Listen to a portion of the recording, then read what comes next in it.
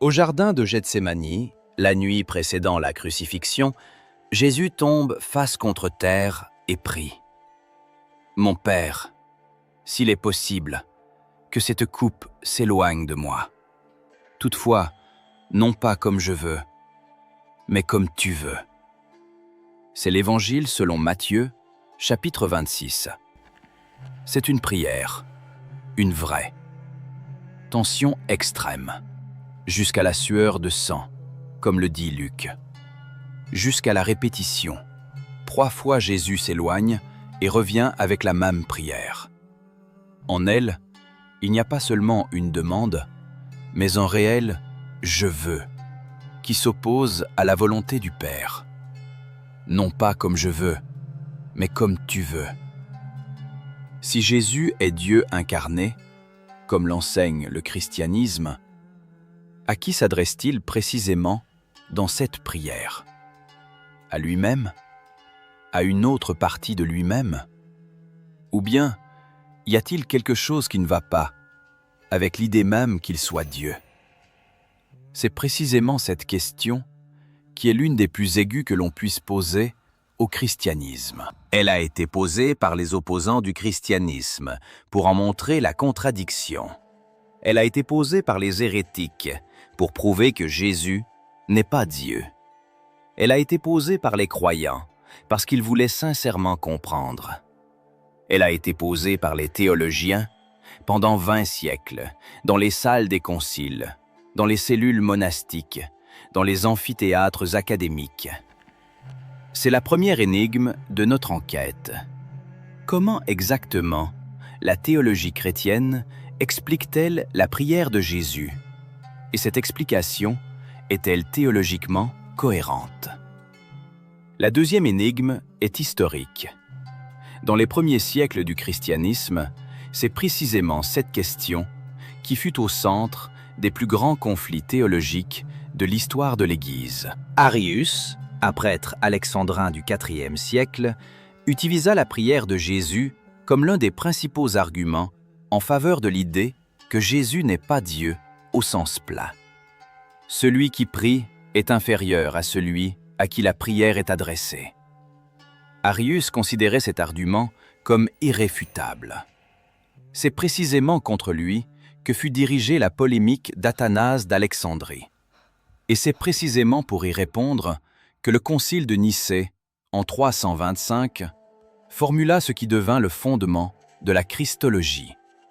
Et la troisième énigme est théologique, la plus profonde.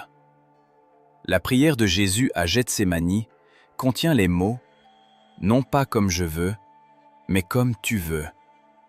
Cela signifie Jésus avait sa propre volonté, distincte de celle du Père. Comment est-ce possible, s'il est Dieu? Dieu peut-il avoir une volonté contraire à sa propre volonté? Dans cette vidéo, nous allons parcourir tout ce chemin. Nous commencerons par ce que disent précisément les évangiles de la prière de Jésus, non seulement à Gethsémani, mais tout au long de son ministère. Nous examinerons les principales réponses théologiques proposées par la tradition, et nous verrons où elles sont solides et où elles rencontrent des difficultés. Nous regarderons l'argument d'Arius et comment exactement la théologie orthodoxe y a répondu. Et nous essaierons de donner une réponse honnête à la question « La prière de Jésus est-elle un problème théologique ou une révélation théologique ?» Commençons par les textes eux-mêmes, par ce que disent précisément les évangiles de la vie de prière de Jésus. La prière est un trait constant du comportement de Jésus dans les évangiles. Elle apparaît au moment clé, lors du baptême, comme tout le peuple se faisait baptiser et que Jésus fut aussi baptisé et qu'il priait. Luc 3, 21. Avant le choix des 12 apôtres, en ces jours-là, il monta sur la montagne pour prier, et il passa toute la nuit à prier Dieu. Luc 6, 12. Après la multiplication des pains pour 5000 hommes, après avoir renvoyé la foule, il monta sur la montagne pour prier à l'écart. Matthieu 14, 23. Lors de la transfiguration, pendant qu'il priait, l'aspect de son visage changea. Luc 9, 29. Avant la confession de Pierre, un jour que Jésus priait à l'écart et que les disciples étaient avec lui, Luc 9, 18. Ce ne sont pas des épisodes anodins.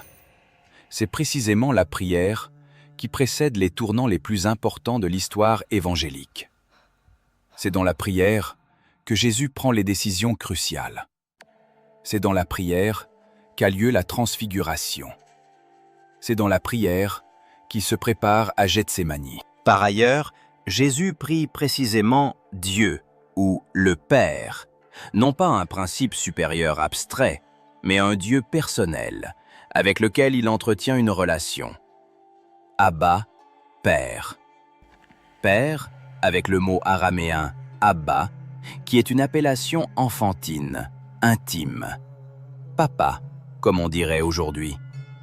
Ce n'est pas une appellation cérémonielle, c'est le langage d'une relation. C'est précisément là la première observation fondamentale. La prière de Jésus dans les évangiles n'est pas un geste rituel. Elle est une communication réelle avec un autre réel. C'est précisément cet autre, le Père, qui est celui à qui la prière est adressée. C'est précisément ici que la question se pose dans toute son acuité. Si cet autre est réel, comment cela est-il compatible avec le fait que Jésus soit lui-même Dieu? Examinons maintenant le contexte historique, les débats du christianisme primitif dans lesquels cette question a pris sa forme la plus aiguë. Arius d'Alexandrie, un prêtre du début du IVe siècle, proposa la réponse suivante. Jésus est la première et la plus haute des créatures de Dieu. Il fut créé avant tout le reste, d'où vient la formule « Il fut un temps où il n'était pas ».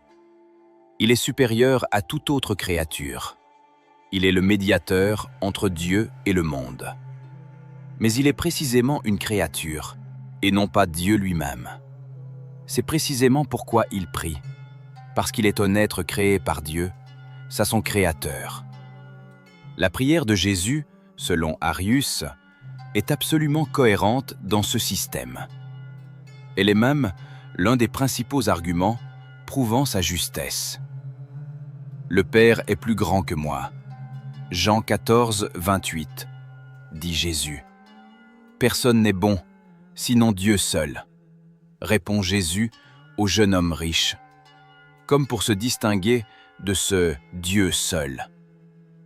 Tout m'a été remis par mon Père, précisément remis par un autre. C'est précisément ces textes qu'Arius rassembla pour son argumentation. Et la liste était longue. La position d'Arius fut en son temps très populaire, à tel point qu'une grande partie de l'Église d'Orient l'adopta. C'est précisément à cause de la large diffusion de l'arianisme que le concile de Nicée fut convoqué en 325. Athanase d'Alexandrie, le principal opposant d'Arius et le vainqueur de fait de ce conflit théologique, proposa une réponse fondamentalement différente. Et c'est précisément sa réponse qui devint le fondement de la théologie chrétienne orthodoxe. Son argument était le suivant. Jésus est consubstantiel au Père, homoousios, non pas semblable, comme le proposait la version de compromis homoousios avec un iota qui changea tout, mais précisément consubstantiel, de même nature. C'est précisément cette différence d'une lettre, un i, qui détermina le destin de la théologie chrétienne. Mais si Jésus est consubstantiel au Père, comment prie-t-il exactement? C'est précisément à cette question qu'Athanase proposa la réponse qui devint la norme. Jésus est à la fois vrai Dieu et vrai homme. La prière n'est pas Dieu en lui s'adressant à Dieu. La prière est la nature humaine en lui, s'adressant à Dieu. C'est précisément l'humain, en Jésus, qui prie. C'est précisément en tant qu'homme qu'il éprouve de la peur à Gethsémani. C'est précisément en tant qu'homme qu'il a soif sur la croix. C'est précisément en tant qu'homme qu'il s'adresse au Père. Abba. C'est précisément là la réponse à la question sur la prière. Non pas Dieu prie Dieu, mais Dieu devenu homme prie comme prie un homme. C'est précisément dans cette position théologique que se trouve ce qu'on appelle la définition de Chalcédoine, la formule du concile de Chalcédoine de 451. Jésus-Christ est une seule personne en deux natures, sans confusion, sans changement, sans division, sans séparation. Deux natures, divine et humaine, unies en une seule personne. C'est précisément dans sa nature humaine, la prière. C'est précisément dans sa nature divine, l'unité avec le Père. Voilà la réponse théologique. Regardons-la honnêtement. Est-elle convaincante? Nous sommes arrivés au milieu de notre enquête. Il est temps d'examiner ce qui est à la fois le point le plus difficile et le plus riche théologiquement dans ce sujet. La prière à Gethsémani, avec son « non pas comme je veux, mais comme tu veux ». Ce n'est pas simplement une prière. C'est une opposition de deux volontés. Ma volonté et ta volonté. Je veux et tu veux. C'est précisément ce moment qui est théologiquement le plus aigu. Si l'on accepte la formule de Chalcédoine, que Jésus a une nature humaine et une nature divine, alors il a une volonté humaine et une volonté divine. C'est précisément la volonté humaine qui dit « je ne veux pas de cette coupe ». C'est précisément la volonté divine qui coïncide avec la volonté du Père, que ta volonté soit faite. C'est précisément de cela qu'il fut question au 7e siècle. Le conflit dit monothélites. Les monothélites enseignaient le Christ a une seule volonté. Une seule. Parce que deux volontés en une seule personne leur semblaient impossibles. C'est précisément le 3e concile de Constantinople, en 680-681, qui condamna le monothélisme et affirma la doctrine des deux volontés dans le Christ, divine et humaine. C'est précisément la prière de Gethsémani qui devint la preuve clé. Non pas comme je veux, mais comme tu veux. Ce sont deux volontés réelles et non une seule. C'est précisément cette doctrine des deux volontés qui donne la réponse complète à la question sur la prière. Jésus prie parce que sa volonté humaine est réelle. Il ne fait pas seulement semblant d'être un homme portant une enveloppe de chair. Il est réellement homme, avec une volonté humaine réelle, une peur humaine réelle, un désir humain réel que la coupe s'éloigne. C'est précisément là que réside l'importance théologique. La prière de Jésus n'est pas un geste théâtral pour le public. C'est l'expression réelle de la nature humaine réelle dans laquelle Dieu s'est incarné. C'est précisément parce que l'incarnation fut réelle que la prière est réelle. Examinons maintenant ce qui est la dimension théologiquement la plus profonde de toute cette question. Ce qui reste habituellement dans l'ombre, derrière les discussions théologiques techniques. La prière Abba, Père, à Gethsémani, n'est pas seulement un phénomène anthropologique. La nature humaine prie. Elle est une révélation sur la nature de Dieu. Si Dieu peut prier, qu'est-ce que cela signifie exactement? Si Dieu du côté de l'humanité peut s'adresser à Dieu du côté du Père, Que nous révèle-t-on exactement sur la nature de Dieu? C'est précisément ici qu'entre en jeu la théologie de la Trinité. La prière de Jésus n'est pas « Dieu prie Dieu » au sens absurde, mais « le Fils prie le Père » au sens de la communication intratrinitaire, ayant pris une forme accessible à la perception humaine par l'incarnation. C'est précisément là le point fondamental. La théologie chrétienne affirme « Dieu est Trinité, Père, Fils et Saint-Esprit ». Ce ne sont pas trois dieux, c'est un seul Dieu en trois personnes. Ce sont précisément les personnes, prosopone, hypostase, qui sont distinctes entre elles. Le Père n'est pas le Fils. Le Fils n'est pas le Père. Ils sont distincts, tout en étant consubstantiels. C'est précisément pourquoi le Fils peut prier le Père, non pas parce qu'il lui est inférieur, mais parce qu'ils sont distincts en tant que personnes dans l'unité de nature. C'est précisément cette distinction qui rend la prière possible. La prière est une forme de relation, et c'est précisément entre les personnes de la Trinité qu'existent des relations éternelles, qui par l'incarnation ont pris une forme visible dans le monde.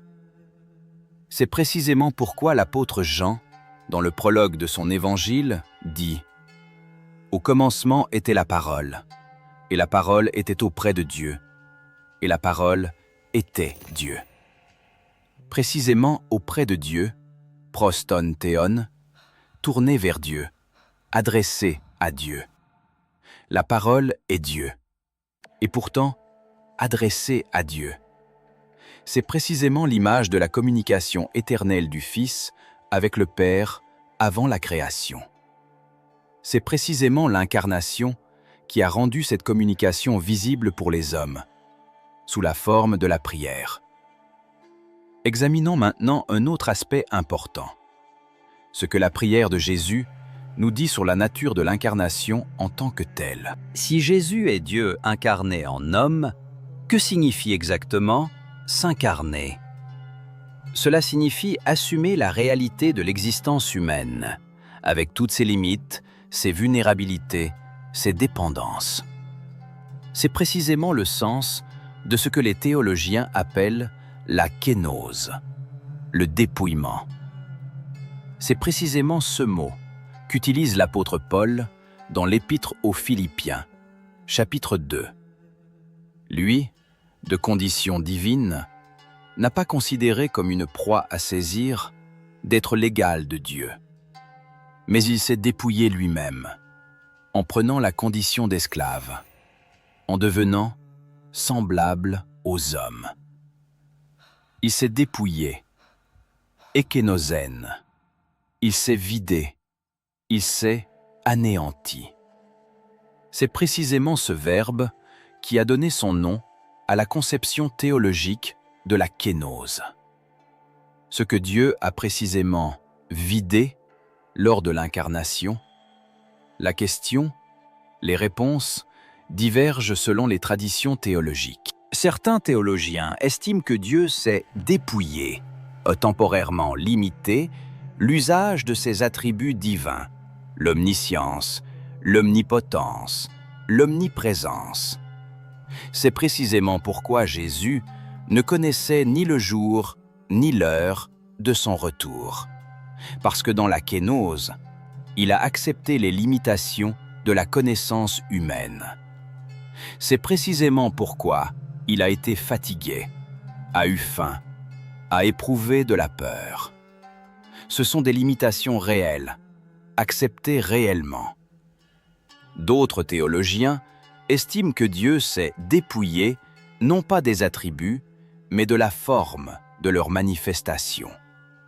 Son omniscience et son omnipotence sont demeurées, mais s'exprimaient autrement, à travers la nature humaine, au travers d'elle. C'est précisément pourquoi Jésus savait des choses sur les gens que d'autres ignoraient. mais reconnaissait en même temps son ignorance du jour et de l'heure. Les deux réponses constituent des positions théologiques sérieuses.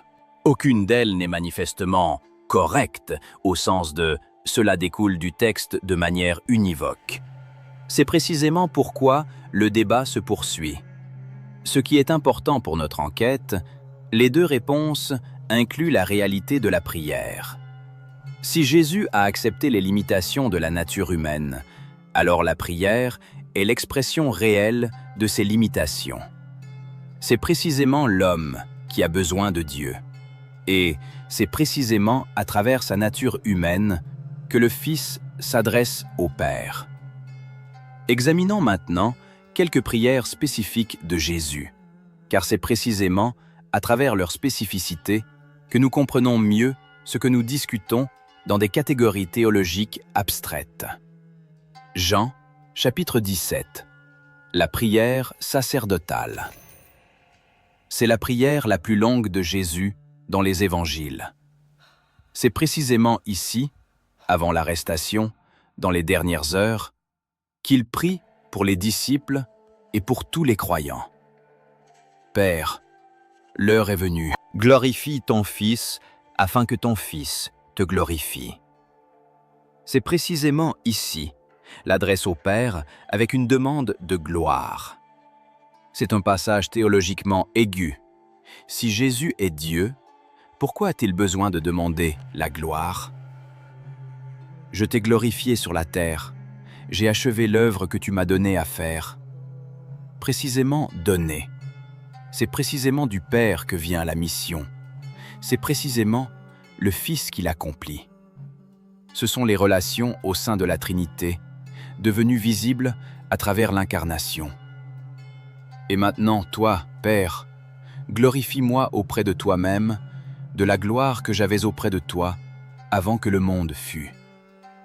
Précisément, avant que le monde fût. Jésus parle de son existence prééternelle. C'est précisément cela qui constitue l'argument théologique en faveur du fait qu'il n'est pas un simple homme. Il parle de la gloire qu'il avait avant la création du monde. Que tous soient un, comme toi, Père, tu es en moi, et moi en toi, qu'eux aussi soient un en nous. Précisément, toi en moi et moi en toi, l'image de la pénétration mutuelle, la périchorèse, par laquelle les théologiens décrivent les relations des personnes de la Trinité. Ce ne sont pas des relations de maître et de serviteur, ce sont des relations d'une présence mutuelle absolue. Père juste, le monde ne t'a point connu, mais moi, je t'ai connu, et ceux-ci ont connu que tu m'as envoyé. Je leur ai fait connaître ton nom, et je le leur ferai connaître, afin que l'amour dont tu m'as aimé soit en eux, et que moi, je sois en eux. C'est précisément ici. Je leur ai fait connaître ton nom. C'est une déclaration théologiquement fondamentale. Jésus est celui qui révèle la nature de Dieu aux hommes. Il révèle son nom, non pas au sens d'un mot, mais au sens de la nature, du caractère, de Dieu lui-même. C'est précisément lui qui est l'image du Dieu invisible, comme le dit Paul. C'est précisément à travers lui que les hommes apprennent qui est Dieu. C'est précisément pourquoi la prière de Jésus n'est pas simplement un problème théologique, elle est une révélation théologique.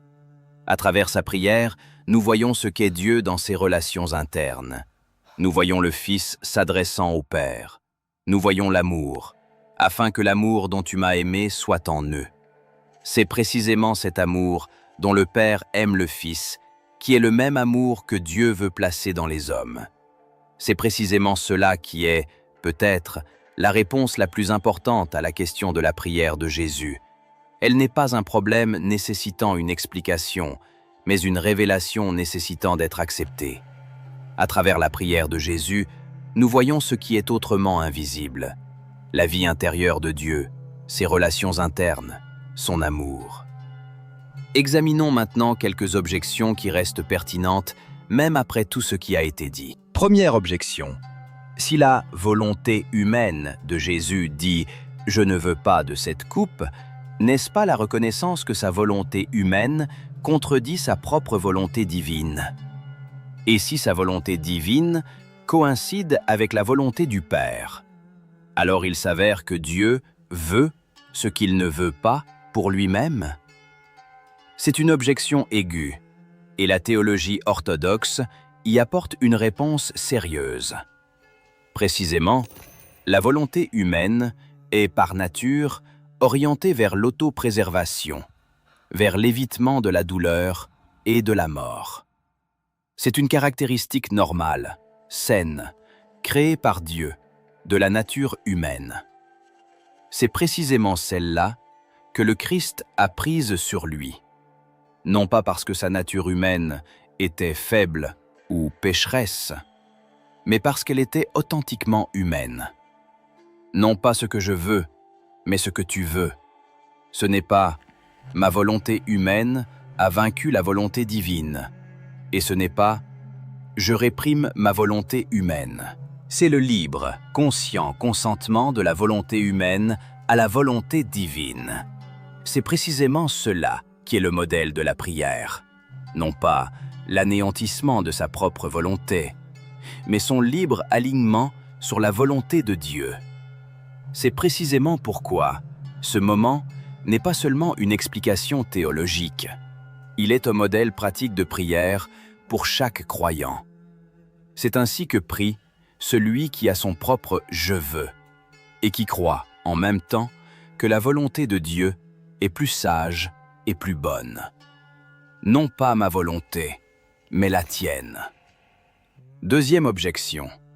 Si Jésus est Dieu, pourquoi ne connaît-il pas le jour et l'heure du retour? Pour ce qui est du jour et de l'heure, personne ne le sait, ni les anges des cieux, ni le Fils, mais le Père seul. Matthieu 24, 36. C'est une reconnaissance directe d'ignorance. Comment un Dieu omniscient ne sait-il pas? C'est précisément ici que les traditions théologiques divergent. Certains, en particulier un certain nombre de théologiens protestants de l'école kénose, disent « Lors de l'incarnation, Dieu a réellement accepté les limitations de la connaissance humaine. C'est précisément pourquoi Jésus ne sait pas, non pas parce qu'il fait semblant, mais parce qu'il a réellement accepté cette limitation. » D'autres, en particulier la majorité des théologiens orthodoxes et catholiques, disent « Jésus sait en tant que Dieu, mais en tant qu'homme, il dit « Je ne sais pas », au sens de « Ce n'est pas à moi de le révéler ». C'est une ignorance économique, liée à la fonction et non à la nature. D'autres encore disent « Jésus sait tout ». Mais à travers la nature humaine, cette connaissance s'exprime de manière limitée. Précisément, à travers est le mot-clé. Aucune de ces réponses n'est définitive et incontestable. C'est précisément en cela que consiste l'honnêteté théologique. La question de la nature de l'incarnation est un mystère qui ne se laisse pas saisir conceptuellement de manière complète. Précisément parce qu'il s'agit d'un événement unique, sans précédent, l'union du divin et de l'humain, nos catégories conceptuelles se révèlent insuffisantes. C'est précisément pourquoi les définitions conciliaires ont été formulées de manière apophatique, à travers des noms, sans confusion, sans changement, sans division, sans séparation. Elles ne disent pas « voici comment c'est agencé », mais « voici comment ce n'est pas agencé ». C'est l'honnêteté théologique face au mystère. Troisième objection, la plus fondamentale pour un lecteur non chrétien. L'enseignement même sur la Trinité est une construction théologique, élaborée au IIIe, IVe siècle, et non le contenu direct du Nouveau Testament. C'est précisément pourquoi la réponse par la Trinité peut être perçue comme Les théologiens ont inventé un système qui lève la contradiction. Mais la contradiction elle-même n'a pourtant disparu nulle part. C'est une objection sérieuse. C'est précisément pourquoi elle mérite une réponse honnête. La théologie de la Trinité a effectivement été formulée au IVe, Ve siècle dans des catégories concrètes: consubstantiel, hypostase, prosopone. C'est le travail de théologiens, exprimant dans les catégories philosophiques à leur disposition ce qu'ils trouvaient dans les textes du Nouveau Testament. Mais précisément, les textes mêmes du Nouveau Testament contiennent ce que les théologiens ont ensuite appelé la structure trinitaire. C'est précisément dans l'évangile de Jean que Jésus parle du Père comme de « l'autre » et affirme en même temps « Moi et le Père, nous sommes un ». C'est précisément l'apôtre Paul qui écrit sur l'Esprit Saint comme une personne distincte du Père et du Fils. C'est précisément le baptême qui est accompli au nom du Père, du Fils et du Saint-Esprit. 3 personnes en un seul nom. La théologie de la Trinité est une tentative de donner une description systématique de ce qui est contenu dans les textes. On peut discuter de l'adéquation de ce système, mais la présence même de la structure trinitaire dans les textes néo-testamentaires est textuellement fondée et non importée de l'extérieur. C'est précisément pourquoi la réponse par la Trinité n'est pas une construction arbitraire.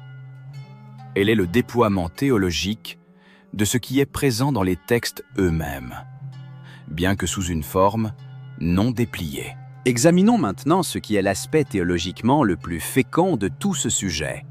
Le fait que la prière de Jésus nous parle non pas d'un problème, mais d'une révélation. La tradition juive décrit Dieu comme El Karov, le Dieu qui est proche. Précisément, la proximité est l'une des caractéristiques centrales du Dieu d'Israël, par opposition au Dieu des peuples voisins, qui était lointain, incompréhensible, exigeant des propitiations. Mais proche, dans la tradition juive, signifie proche du peuple, proche de ceux qui sont dans le besoin, proche des humbles.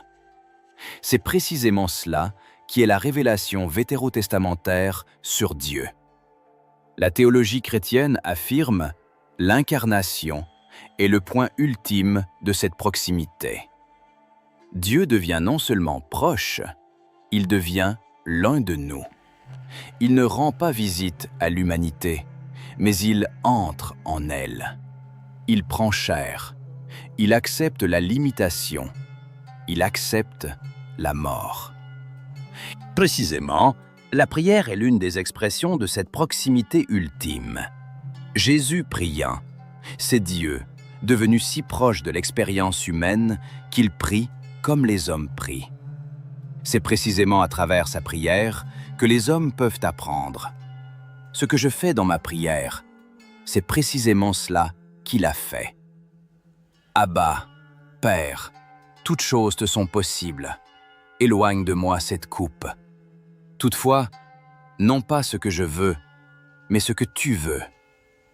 C'est une prière que peut prononcer chaque homme se tenant devant ce qu'il craint. C'est précisément celle-là que Jésus a prononcée. C'est précisément cela que signifie l'incarnation au niveau de la prière. Dieu sait ce que c'est que de prier dans la peur. Pas théoriquement, expérimentalement. C'est précisément cela qui est l'observation théologiquement la plus importante. La prière de Jésus n'est pas un problème de la théologie de l'incarnation. Elle en est le fruit. Précisément parce que Dieu s'est incarné, il peut prier. Précisément parce qu'il prie, nous savons que l'incarnation était réelle et non une apparence.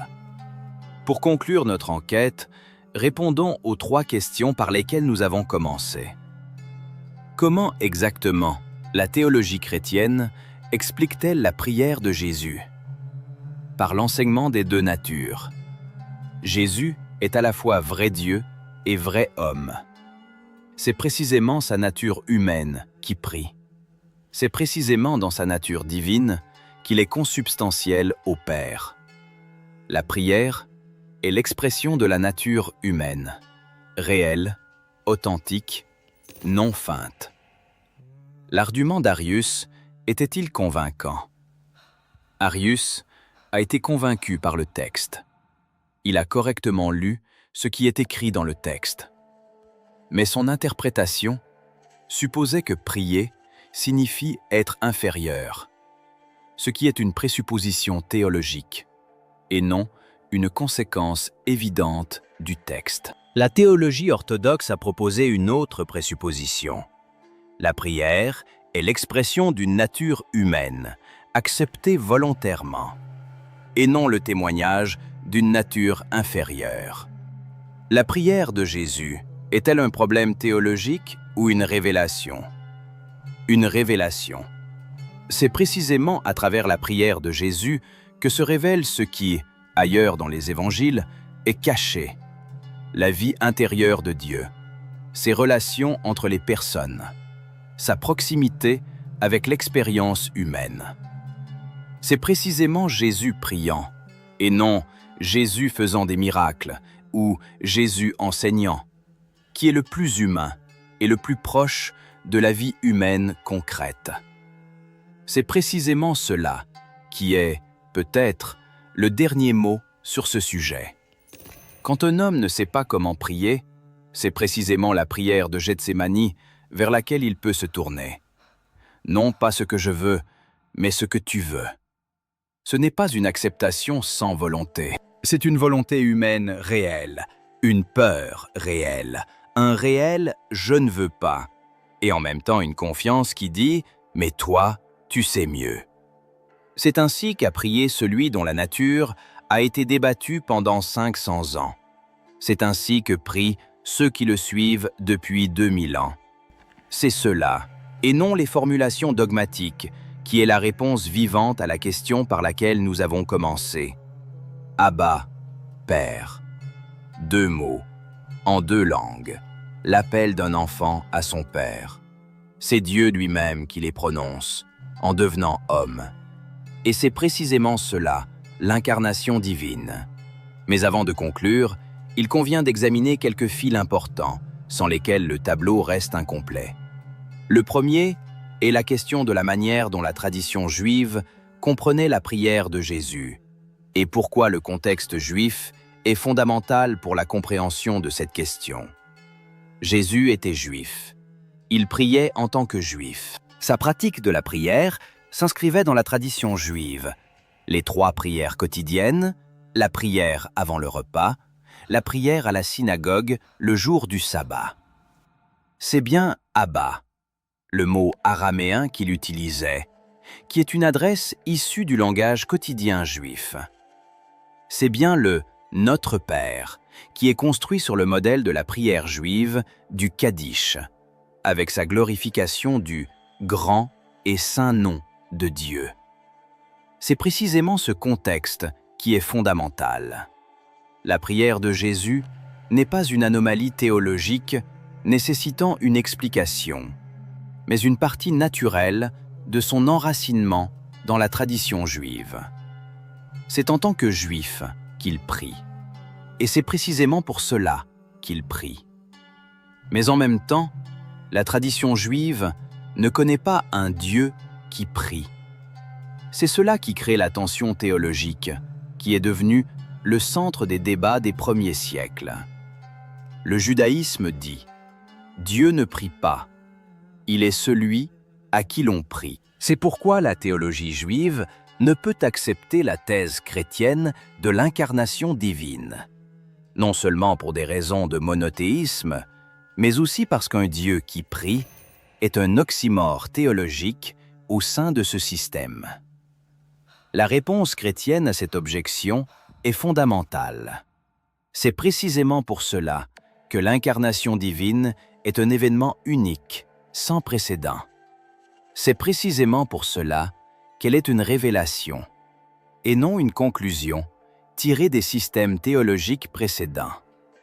Parce que Dieu est devenu homme, ce qui était auparavant théologiquement impossible, un Dieu qui prie, est devenu réalité.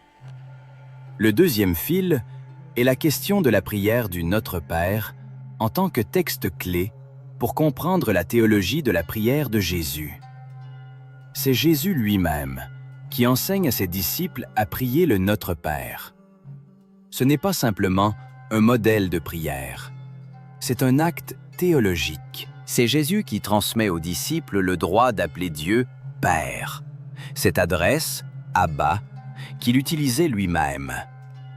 Dans le judaïsme rabbinique, « Père » comme adresse à Dieu existait, mais elle était rare, utilisée dans des contextes particuliers, revêtant un caractère national. Notre Père au sens de « Père d'Israël ». C'est Jésus qui radicalise cette adresse. Non pas « Père d'Israël », mais « Notre Père », précisément « notre », appartenant personnellement à chaque croyant. C'est pourquoi l'apôtre Paul dit dans l'Épître aux Romains « L'Esprit lui-même rend témoignage à notre esprit que nous sommes enfants de Dieu. » Et ensuite, ces mots-clés. « Et parce que vous êtes fils, Dieu a envoyé dans nos cœurs l'Esprit de son Fils, qui crie « Abba, Père ». Galates 4, 6. C'est précisément cela qui est l'extension théologique. Cette adresse, Abba, que Jésus utilisait à Gethsémani, c'est elle qui devient l'adresse de tous les croyants. C'est l'Esprit du Fils qui transmet aux hommes la capacité de prier la même prière que celle du Fils.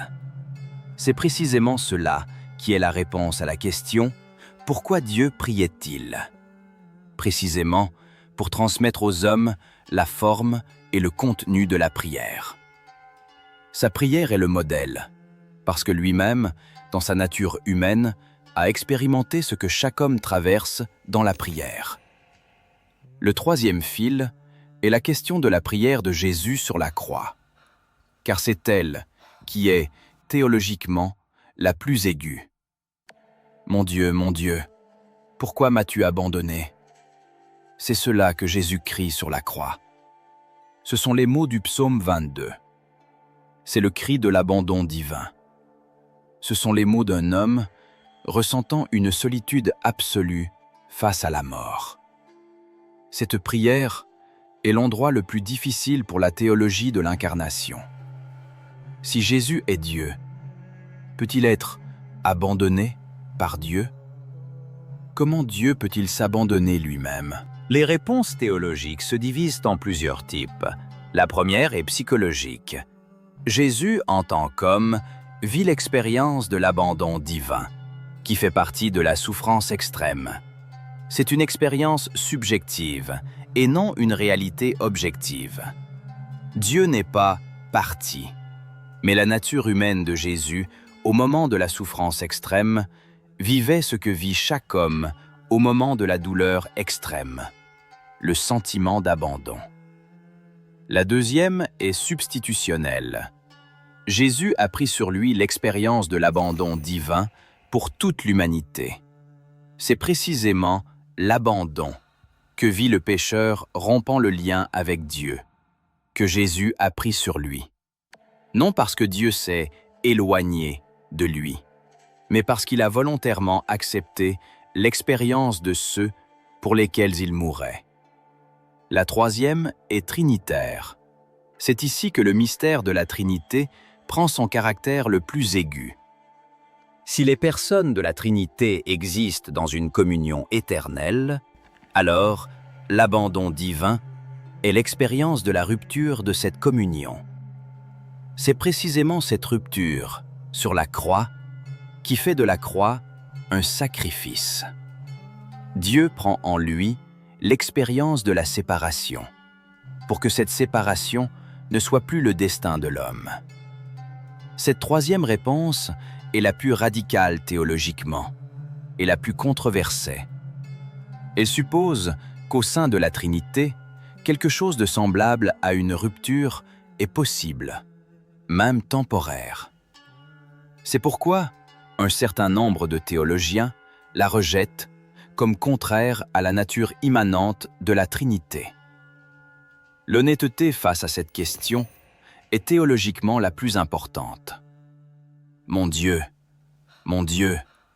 pourquoi m'as-tu abandonné ? N'a pas de réponse simple. C'est précisément cet endroit qui est le point de tension théologique maximale. Et c'est pourquoi il est conservé dans les évangiles.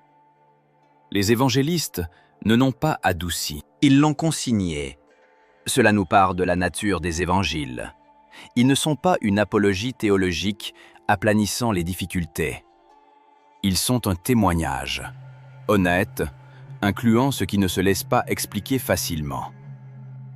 Le quatrième fil est la question de la manière dont les différentes traditions chrétiennes ont compris la relation entre la nature divine et la nature humaine en Jésus. Car c'est là que se voit la richesse des positions théologiques.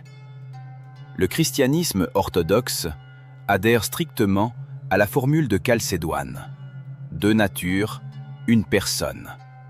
Sans confusion, sans changement, sans division, sans séparation. Précisément, sans confusion signifie les natures ne se mélangent pas. Chacune conserve ses propriétés. C'est pourquoi la prière est une expression réelle de la nature humaine, et non une simulation ou une apparence. La théologie catholique partage cette position en y ajoutant le développement scolastique. La communicatio idiomatum, la communication des idiomes. C'est par l'unité de la personne que les propriétés d'une nature peuvent être attribuées à l'autre. C'est pourquoi on peut dire « Dieu est mort », entendant que son corps humain est mort. Cette notion scolastique permet de parler de la mort et de la prière de Dieu, sans contredire la nature de sa divinité. Le protestantisme, dans son ensemble, accepte la formule de Chalcédoine, mais avec une plus grande diversité dans l'interprétation du kénose. Ce sont les théologiens kénétiques des 19e, 20e siècles, Gottfried Thomasius, Charles Gore, qui ont proposé la théorie la plus élaborée de l'auto-limitation de Dieu lors de l'incarnation. Leur position explique le plus systématiquement l'ignorance du jour et de l'heure et la réalité de la prière par l'acceptation réelle des limitations. Le nestorianisme, condamné par le Concile d'Éphèse en 431, proposait une construction fondamentalement différente. Jésus est deux personnes, unies par une union morale et non ontologique. C'est l'homme Jésus qui prie, c'est le Dieu Verbe qui l'entend. Cette construction résout la tension théologique, mais au prix de la rupture de l'unité de la personne du Christ. Le monophysisme, condamné par le Concile de Chalcédoine, allait dans la direction opposée. Le Christ a une seule nature, la divine, ayant absorbé la nature humaine. Cette position résout le problème de la prière autrement. Jésus n'est pas réellement homme, donc sa prière est une adaptation à la perception humaine et non un acte humain réel. Le fait que les deux extrêmes, le nestorianisme et le monophysisme, aient été rejetés témoigne que la position orthodoxe maintient une tension théologique réelle, sans la résoudre du côté de la facilité. Cette tension est théologiquement correcte, parce que l'incarnation est réelle et non simplifiée. Le cinquième fil est la question de savoir pourquoi la compréhension juive de Dieu rend la question de la prière de Jésus fondamentale, et comment celle-ci est repensée dans le christianisme. Dans la tradition juive, Dieu est absolument transcendant, tellement au-dessus de toute créature que sa nature est fondamentalement inaccessible à l'expérience humaine. C'est pourquoi le visage de Dieu ne peut être vu, son nom ne peut être prononcé. Cette transcendance est le centre théologique du judaïsme. En même temps, ce même judaïsme enseigne la proximité de Dieu. Il est proche de tous ceux qui l'invoquent. Cette combinaison paradoxale, transcendance absolue et proximité réelle, est l'une des intuitions théologiques les plus profondes de l'Ancien Testament. Le christianisme affirme « l'incarnation est l'expression ultime de cette proximité ». Précisément parce que Dieu est transcendant, il peut s'incarner sans perdre sa transcendance. Précisément parce qu'il est proche, l'incarnation n'est pas un accident, mais une expression logique de ce qu'il est. Jésus qui prie est l'image de cette unité. Il est le Dieu transcendant, et pourtant il prie en tant qu'homme, depuis la vulnérabilité humaine, depuis le besoin humain. C'est dans cette dualité que réside la théologie de l'incarnation au niveau de la vie concrète. Le 6e fil est la question de la prière de Jésus comme modèle pratique pour chaque croyant, car c'est en cela que réside sa signification immédiate au-delà du débat théologique. Lorsqu'une personne prie, elle est souvent confrontée à ce qui lui semble être une contradiction théologique. Si Dieu est omniscient, pourquoi lui dire quoi que ce soit? Si Dieu est bon, pourquoi lui demander du bien? Si sa volonté s'accomplit, pourquoi prier pour changer les circonstances? Ce sont ces questions que l'on pose, et ce sont des questions honnêtes. La prière de Jésus est la réponse, non dans un sens théorique, mais pratique. Jésus priait, sachant que le Père est omniscient. Il priait, tout en reconnaissant que le Père sait mieux que lui. « Père, si cela est possible, que cette coupe s'éloigne de moi. » C'est une demande où il laisse place à une autre décision. C'est précisément cela, la structure de la prière. Non une exigence, mais une conversation. Non une formule magique garantissant un résultat, mais une rencontre de deux volontés, humaine et divine.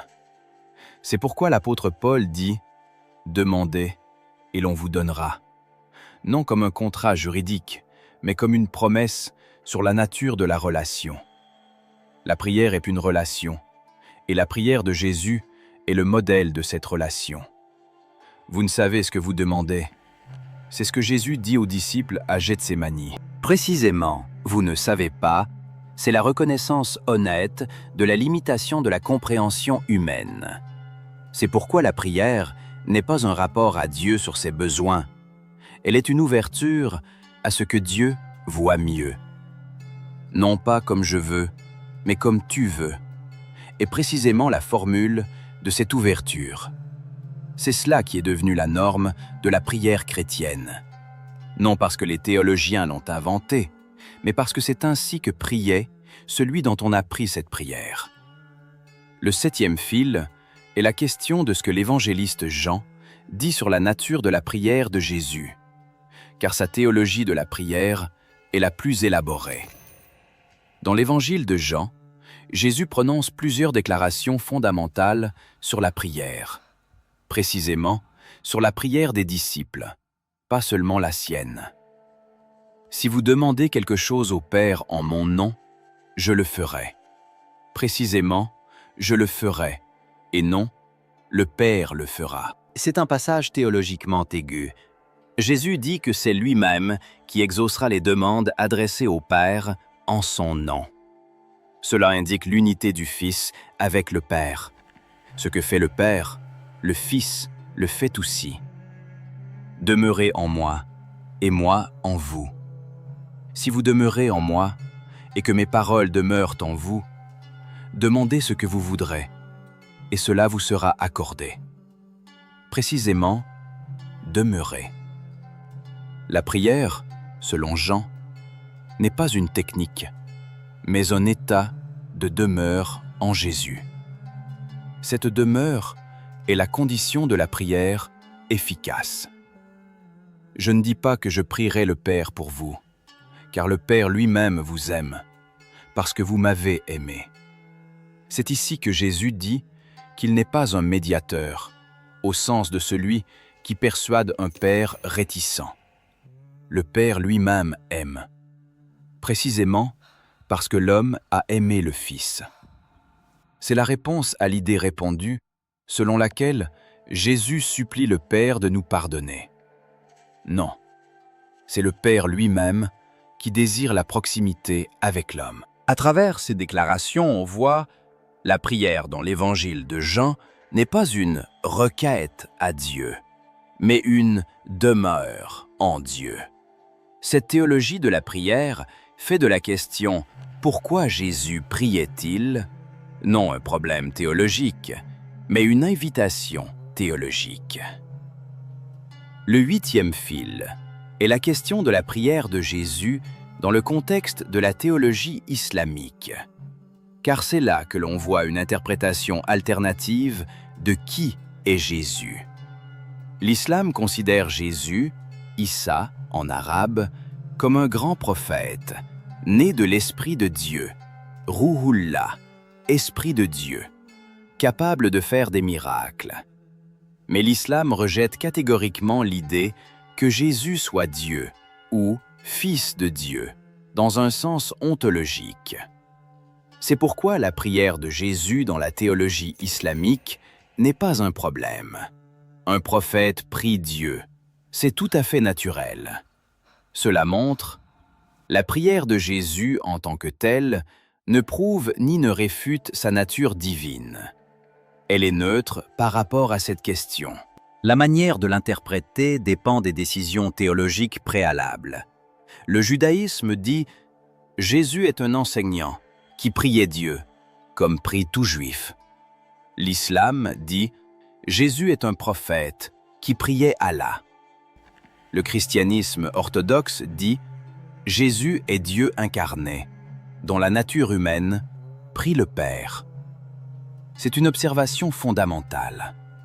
La question de la prière de Jésus ne se résout pas seulement par l'analyse du fait même de la prière, mais par l'horizon théologique dans lequel ce fait est perçu. Ce sont les différents horizons théologiques qui donnent des réponses différentes au même texte. Le 9e fil est la question de ce qui, dans la prière de Jésus, est théologiquement unique par rapport à la prière de tout autre homme. Toute personne qui prie s'adresse à Dieu, depuis sa séparation, sa limitation, son ignorance. C'est la norme de la prière. La créature s'adresse au Créateur depuis sa condition de créature. La prière de Jésus est unique précisément parce qu'elle est la prière de celui qui est à la fois homme, celui qui prie, et Dieu, celui à qui l'on prie.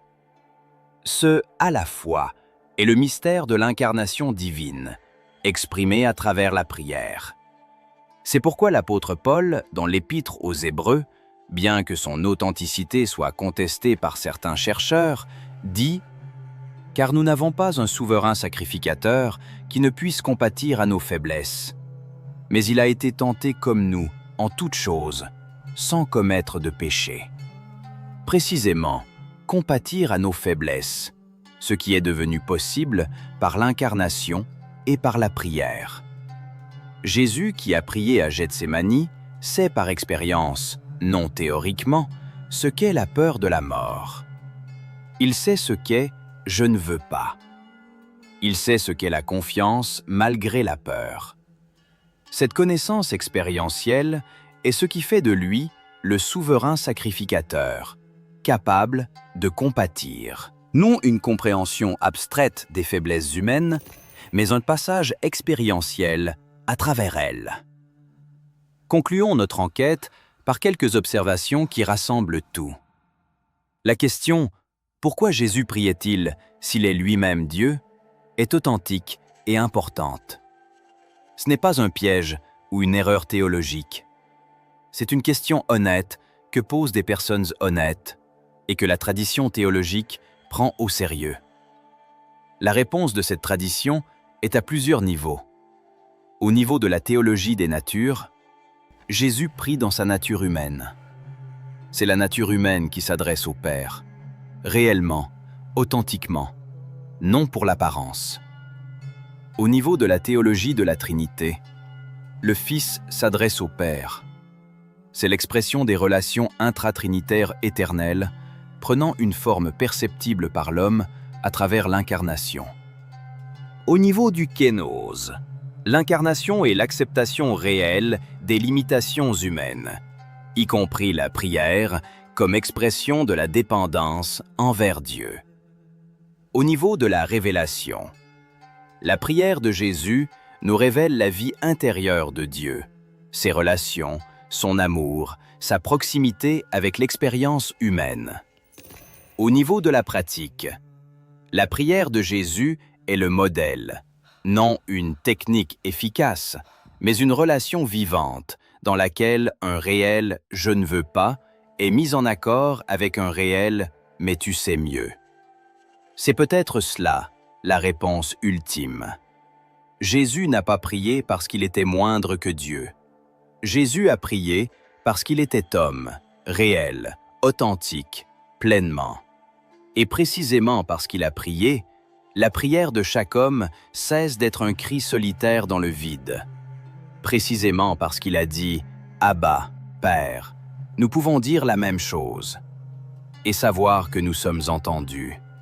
Non parce que nous l'avons mérité, mais parce que c'est ainsi que sont faites les relations. Abba, Père. C'est Dieu qui l'a prononcé le premier, en devenant homme. C'est pourquoi nous pouvons le prononcer, en restant des hommes.